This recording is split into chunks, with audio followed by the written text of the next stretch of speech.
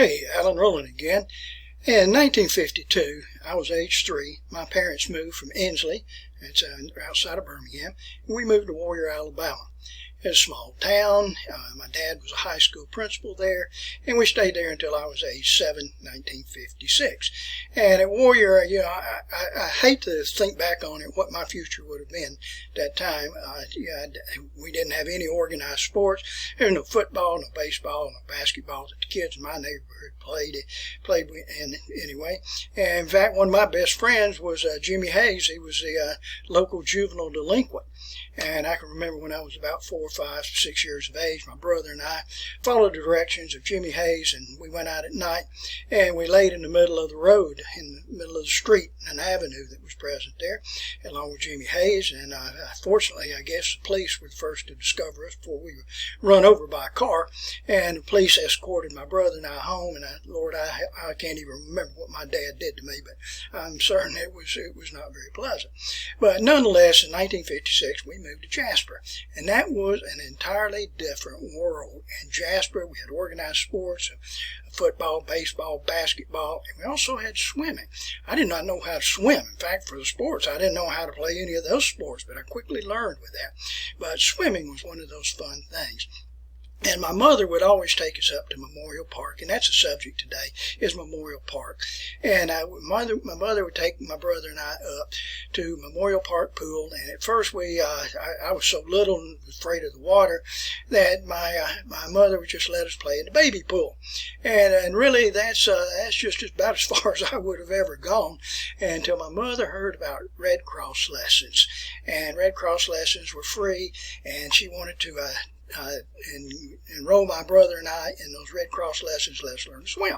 And it turned out it was very, very successful, and I learned to swim, I always wanted to be a part of the swim team, but I had a more aggressive outlook towards baseball, and you couldn't mix baseball and swim team, so I chose baseball with that. Years and years later, I remembered all of this, and my daughter, she did not know how to swim, and my daughter, Mary Beth, and I'd say, well, I want to take you up to the Red Cross lessons up at Memorial Park Pool and let you learn how to swim. It was good for me. It was good for my brother. It'll be good for you, too.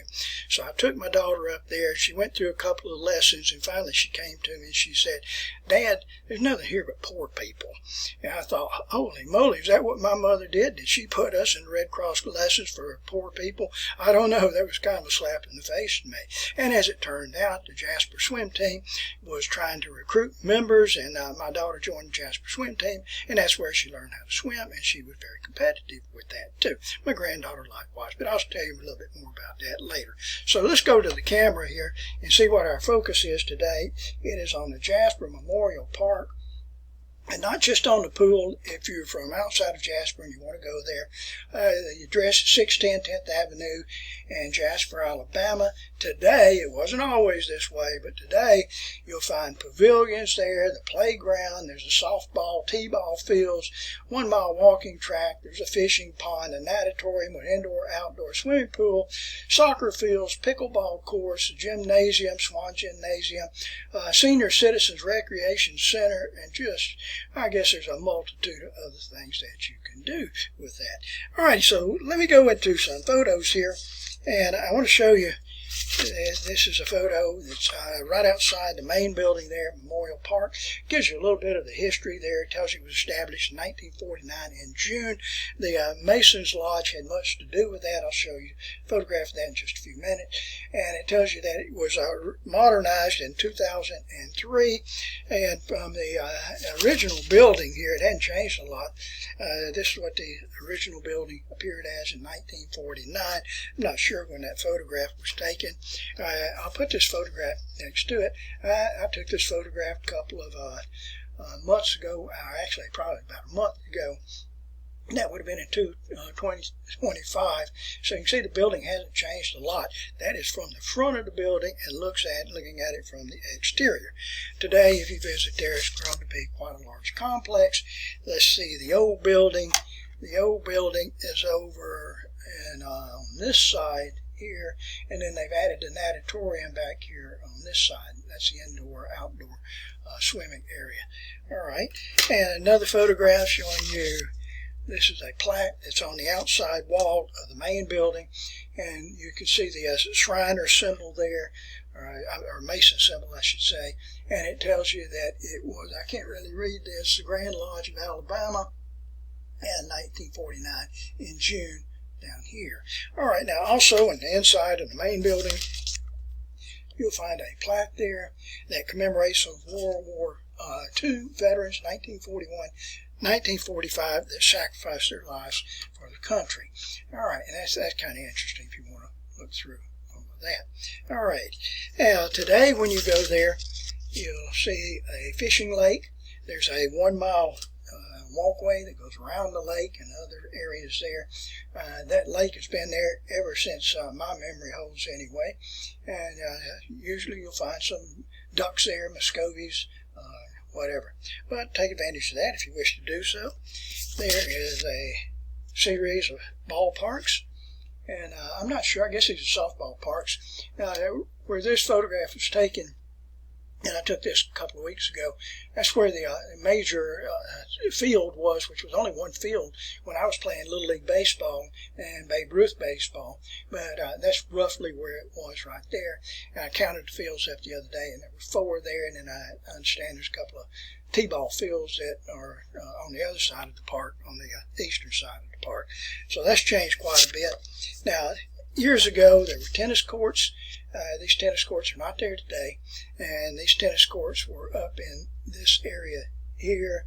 And I don't know why Jasper just decided to take those tennis courts up. And he put a pickleball court on the, let's see here, pickleball courts are over on this side.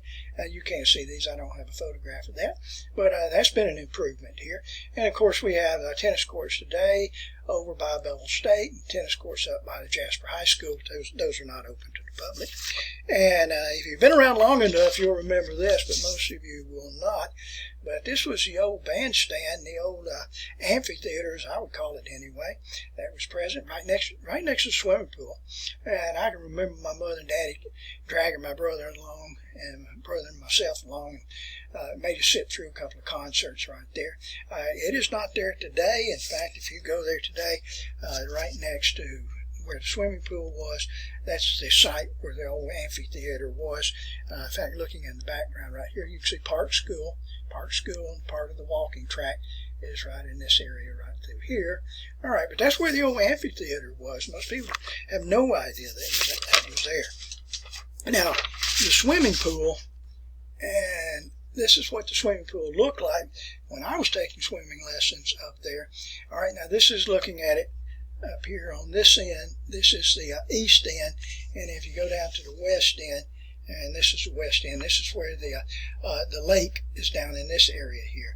So this is the way that it looked like, in the 1950s, 60s, 70s, and 80s. And of course, you had the main building, which was over here, and I'll show you some photographs of that in a few minutes. And you'd walk through the doors there and get your pay your money, 15 cents, and then go back into the dressing rooms, the locker rooms, and then come back down the walkway there, and then go up here and enter the pool here. There were some bleachers that are present there. They're not there today. You had the baby pool that was there. That's what I was telling you about, that I wanted to make my permanent home, and my mother wouldn't allow me to do so. You had a concession stand that was right here. You had lifeguard posts. Got one here, and there were a couple that were here. Let's see here, and another one over here.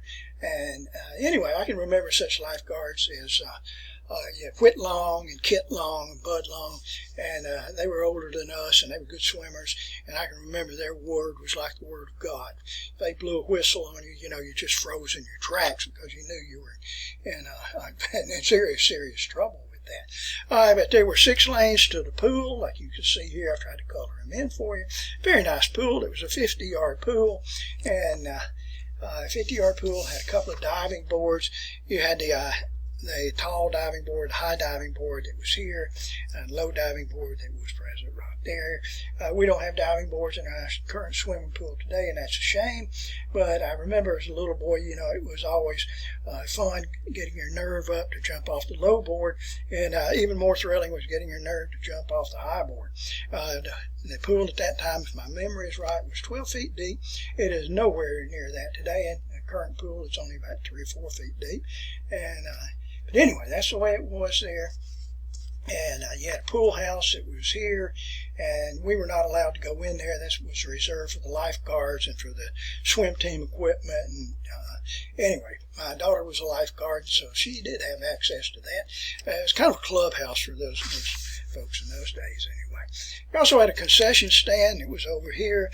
So when you went in, you would pay your 15 cents and then you go swim. And, my mother just leave my brother and I out there all day long, and we just get roasted out there. But 15 cents to get in, and then she would give us a dime, and you could go up to the concession stand right here. And I remember I would always get a candy bar. It was called Bit of Honey, and a candy bar, which was a sugar daddy. And you could just about count on it every time I had a bit of honey or sugar daddy would pull one of my fillings out.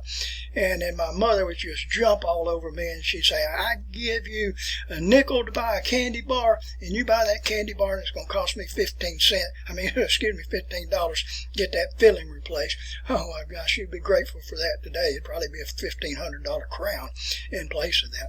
But anyway, I can remember she always got just furious at us about that.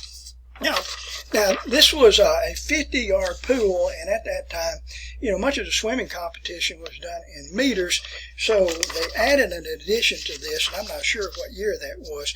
So imagine, if you will, that this is the original pool. You had the lanes here, and the original pool, which was 50 yards from here down to the other end. And then I guess it would have been, in the 90s, I'm guessing, and maybe in the 80s anyway, they added an addition to the pool, which was a 25-meter pool that went crossways, went north to south, south. Now, the original pool went from east to west, and now this went north to south. And that was kind of neat, too. You had starting blocks over here on this side, and that's where they would hold their swim competition. That's where my daughter did all of her swimming on the Jasper swim team from. So that was an addition to that. Here's I'm telling you, good folks, I spent 2 months trying to track down photographs of the old swimming pool and photographs of the amphitheater, and I was unsuccessful. I cannot believe that. In all those years that it was in use, you'd think there would be more photographs. And then finally, last week, I went up to the Jasper Bankhead Heritage Home, and they located this photograph of the swimming pool back in, I'm not sure, 80s or 90s anyway. And this is going from the northwest pool right here. And so anyway, I appreciated that. Okay, so let's take a look at some of the other photographs. And this is, I'm going to show it to you as old photographs, new photographs. I'll point those out to you. But in the original days, my days anyway, of the 1950s, 1960s, 1970s, this was the entrance to the pool. This was on the north end of the main building. And I should have said entrance into the pool house, so to speak. And you went through the doors here, and we did not have the rampway there at that time. You just go down the steps, and once you went down the steps, then this is where you got your ticket. You paid the 15 cents or whatever it was at that time, and it had the girl or boy that were back here, and they would give you a basket, and you would take the basket, and the boys' side dressing room was over on this side, and the girls' side was over on this side, and you would go change out of your clothes and have your take your personal belongings, and then you had to put it in a basket, and you would give it back to the girl or boy right here, and they would store it for you until you were ready to leave. And of course, when I went in there a couple of weeks ago, all of this has changed, and that made me sad because I always remember this so very well. And now it's changed, and it's just a wall. That's all it is a wall. And of course, back here was where the girls' dressing room was, and now it's been turned into office places and the like. All right, now here's an old photograph showing you the boys' dressing room, and that's what it looked like right there. Very, very plain. Had a benches, so to speak, there, and you could change your clothes. All right. As part of this, also, they had a meeting hall, and had many, many dances there. And I'm telling you, when I was a junior high school person, even in high school, it was just dances there every few weeks, and sock hops. And we would go up there, and of course, I would join the 40 or 50 other guys that were up there as wallflowers, and we'd stand there around the wall, and watch a handful of people dance, and then the girls were over on the other side being wallflowers, and just so many people watched, and very few people danced. And they would always have a punch bowl set up down here, or something like that. And I was 11 or 12 years old, and we were always trying to figure out ways we could spike the punch. I don't know how we would have gotten anything to spike it with, but we always talked about that we were going to go spike the punch there. And of course, it's changed today. They've modernized it, and they took out the ceiling, so you got the original high ceiling here, and I guess that's an improvement. I guess it is. When I took this photo, they were having a vote there. There was an election that was taking place, and people were voting back in that area. I don't know if it's used very much. They obviously have tables and chairs, so it must be used for something. And then somebody decided that the old outdoor pool and the outdoor pools, was no longer needed there. And anyway, the City of Jasper, Department of Recreation, personnel, whatever, made a decision that the old pool had to come up. And that's what they did. They dug it up. And you can see from this photograph, that is as they did so. And then, of course, it's replaced with a modern pool. Now, this is the indoor pool. If you go out to the outside, there's an outdoor pool here. This is where the Jasper Sharks, the swim team, holds their swim meets. That's where my granddaughter, that's where she competes. And for Jasper High School swim team, she competes with them here at this location, too. I'm not sure if I'm real happy with this arrangement over the old arrangement. Yeah, I really did like the old pool. This pool does not have any diving boards. It's not very deep. It's only about 4 feet deep. But anyway, that's it. That was that's what we live with in Jasper today, and I'm just happy that we do have a swimming pool. I take myself back to when I was growing up in Warrior, Alabama. We didn't have any of that, and so anyway, the Jasper Memorial Park, I still go up there occasionally. I don't swim any longer than I used to, but I like to go up there every now and then, walk around the 1 mile trail, just look around, reminisce. It makes you feel good. Anyway, all righty, thank you very much.